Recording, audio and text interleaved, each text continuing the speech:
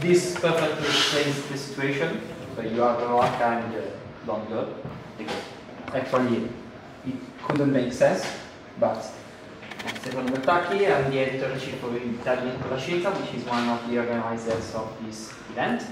And I'm also, in the spare time, I have a job, which is the Biotech researcher in Galatea Biotech, which is a spin-off of the University of Milano Bicocca.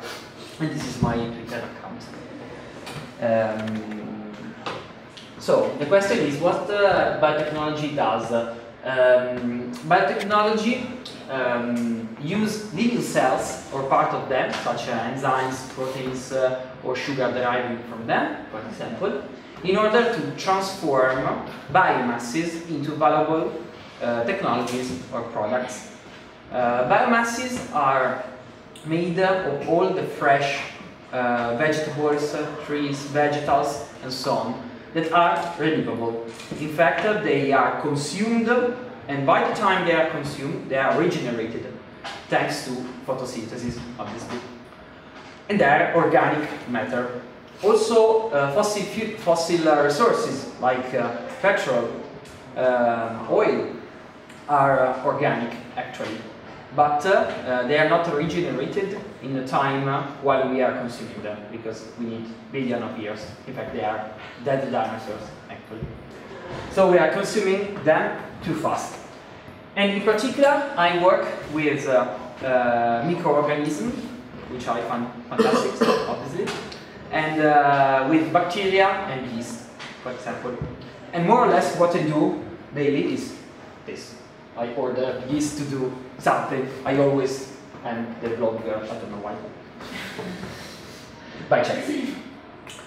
So, life has a great power because living cells during evolution on the planet Earth managed to conquer every single part of this planet, although there were strange places with harsh conditions. For example, Antarctica. And we will see afterwards that something can grow there. But then we can add superpowers. In fact, with genetic engineering, we can boost their abilities, adding new ones, manipulating the DNA. But wait a minute, what's that? Prepare for trouble, make it double. What's their motto? In fact, DNA is a double helix, and it contains all the necessary data and information needed by the cells in order to born, grow, duplicate, survive in the environment, for example, with harsh conditions, and even die. So it is very, very important. It has all the combinations that they need, and the sequence of the nucleotide inside it are important for the final message. Okay, I know what you're thinking. Is this? Why should space stakeholders care about biotechnology? This is fantastic. Okay, but this is Space Up, is not Biotech Up, obviously. I found this Biotech fork. Let me see you again, obviously. That we can exploit both the natural characteristics of living cells, that are wonderful, or force them to do something that I want with synthetic biology. Starting with the first one. There are some extremophils. Extremophils are organisms, in particular microorganisms, that can survive in extreme conditions for life on Earth. Okay? We have that high temperature. In a lower temperature, they will die. In the normal temperature that we have, 25, 30 degrees, they will die. They survive from 45 degrees Celsius to even 120. We have examples of living cells on hot muds in Yellowstone Park, for example. And on the contrary, we have trichophiles or cryophiles that survive in a very low temperature, and we have examples in Antarctica. They can arrive till minus 15, minus 20 degrees. They are important for us, and we don't actually know it, but thermophiles are important for research, for a lot of applications, because an enzyme taken from that I use it every day because it's needed for a molecular biology technique which needs very high temperature, and I need that kind of enzyme. On the contrary, the glycophiles can be used, for example, for the ice cream business. They can be used at that low temperatures. Then we have acidophiles and alkaliphiles that can survive at low pH or high pH. Then we have halophiles that can survive in a very high concentration of salts, every kind of salts. Obviously, can you think on the Earth a place where there's a lot of concentration of salts? The Dead Sea. The Dead Sea. Actually, they can take some microorganisms from the Red Sea. Good night. The Dead Sea, and they are interesting. Then there are osmophiles. They survive in high concentration of sugars, for example. Then the xerophiles in a dry situation, like the Atacama Desert in South America, which is one of the, I think it's the driest desert on Earth. And then we have anaerobic, we cannot be considered extremophiles actually, because they are not so uncommon. But if we think of our life, we need oxygen. They are the exact contrary. They don't want to see oxygen. If they see oxygen, they die. In fact, in laboratory, I use this jar in order to eliminate all the oxygen and inflate all the nitrogen. This is the thing. And why we should care about this? Because of astrobiology. Astrobiology takes a lot of issues, but also the search for extraterrestrial places suitable for life. What does it mean? That since we have some microorganism living on such condition on Earth, if we find a place in our solar system that has a similar condition, we can assume that could be something there. Obviously, we talk about microorganism. Another example is Titan. Titan is one of the moons of Saturn, and it's covered by ice, obviously because it's very far from the sun. But then scientists think that it's under its crust there could be a huge salty ocean. Why? Because the force, gravitational force of Saturn obviously is much bigger than Titan, can melt this ice under the crust and creating this huge ocean. In which maybe there could be something, because we know that on Earth there's someone that could survive on that sea. And it could be now, or could be in the past. We know that, for example, on Mars we are looking for like fossil traces of what was in the past.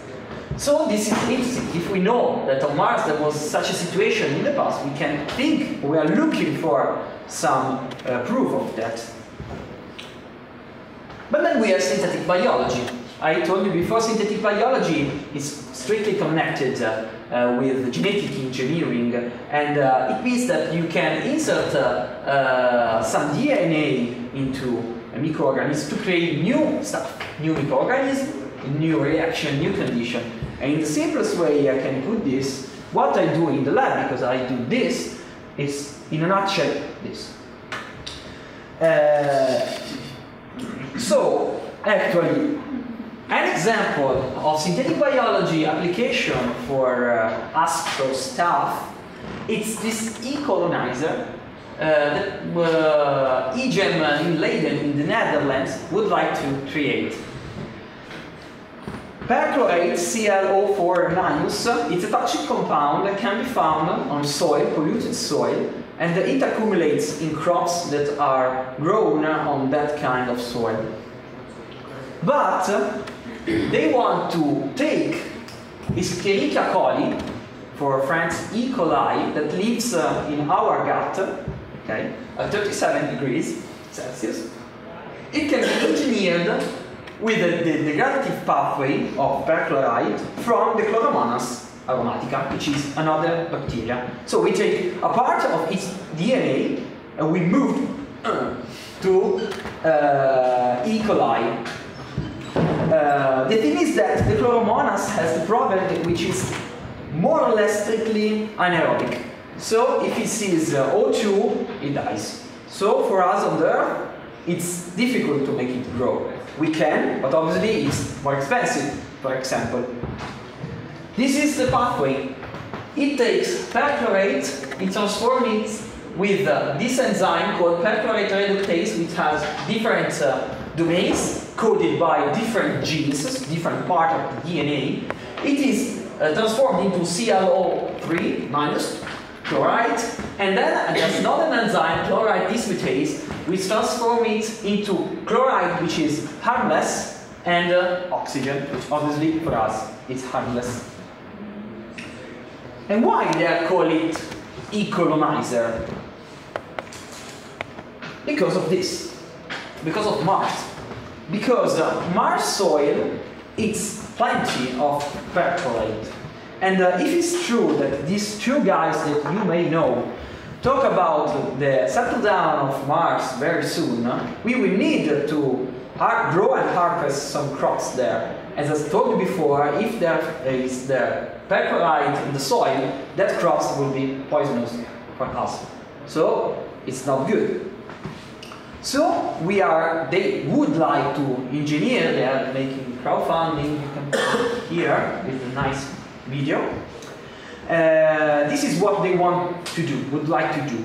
And the thing is that this microorganism can be used also on Earth, because for our fault, for mankind's fault, our soil is polluted by this perchlorate because of fertilizers mainly. So they can build this microorganism, use on Earth with O2, and then after studies we can move one day to use it on Mars, and maybe we can use this. When they ask you where all the perchlorate went, obviously he doesn't know anymore. But then it's not over, because we can have a space evolution. This image from Weirdo, it explains perfectly, because ionizing radiation that we can find on space, but also UV rays, are highly mutagenic. What does it mean? It means that they damage DNA, inserting some errors. So the DNA changes, and so the information and the data contained, harbored there, can change. So, since mutation is the key factor for evolution, we can evolve in some way. In fact, in lab, we can boost evolution through this. I take a lot of bacteria. I want bacteria to grow faster on xylose, for example, which is a sugar on the plants we have outside here, that maybe normally doesn't. I put a lot of UV rays, and then I make it grow on xylose. Maybe something can grow, and this is like take an evolution and like forward it faster, faster, faster, faster, a lot. What do we need here? And obviously on space there's this problem, but together with that extremophiles we have radiotolerance. Radiotolerance are organisms, also again microorganisms, can survive after the exposure to high energy radiation. And the most important example is the Deinococcus radiodurans, obviously, from Latin. And it can bear high energy exposition of rays. And it was taken into space to see what's happening. But why we should care about, for example, this microorganism? Because this microorganism can be a Minister of Defense together with the first team of Milan. Why? Because probably he can manage to defend better itself from this damage. So probably it has a lot of enzymes, a lot of pathways that can figure out what to do in that case. So can fix all the errors that obviously at high energy are a lot. And why these DNA damage control pathways are of interest? Because lots of human illnesses are connected to the DNA damage. first of all, cancer, obviously. So if we can study that DNA damage rescue pathways on microorganisms, since we cannot figure out, but microorganisms like bacteria are not so far away from us, because their system of DNA repair is very close to ours. So studying that can give us some hints, some cues to find a cure to uncurable diseases that we have, also others. Thanks for your attention. This is our last message. Take boldly for this and bring to the space. Thank you.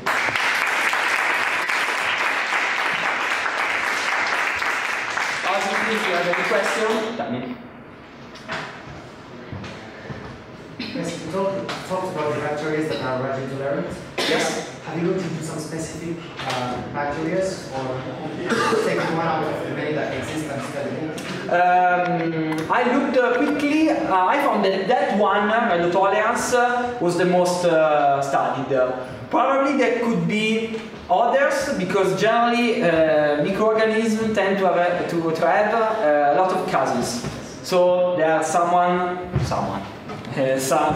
how do you call that, that is very close to that. So maybe another bacteria of Deinococcus genus can have the same, also different. There are a lot of, also there's this, yeah, perfect. We are in question time. So. We are in? Question time. Perfect.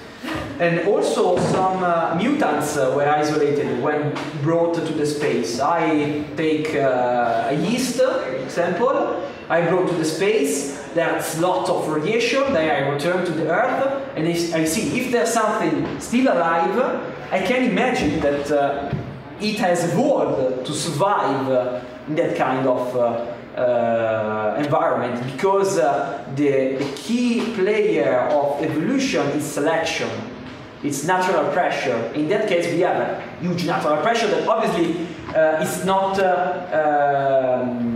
on Earth, thanks to the ozone. Thank you. That is protecting us. And this is the thing. In fact, I think that connection between biotech and also biology, obviously here it's strictly connected with the space, could be very interesting. And biotolerance are important also to see if we don't have to colonize other planets from the bacterial point of view. Obviously, if I go from Earth to the Moon, I don't want to bring with me bacteria, obviously, because otherwise we find bacteria to Moon, like, oh, good, and then we are bringing them from, and we don't know what's going to happen. So also knowing this thing could be very, very important. I don't have any question. Thank you for coming. This was the last grid session of Space Up Milano, and we'll come back to the main for the close.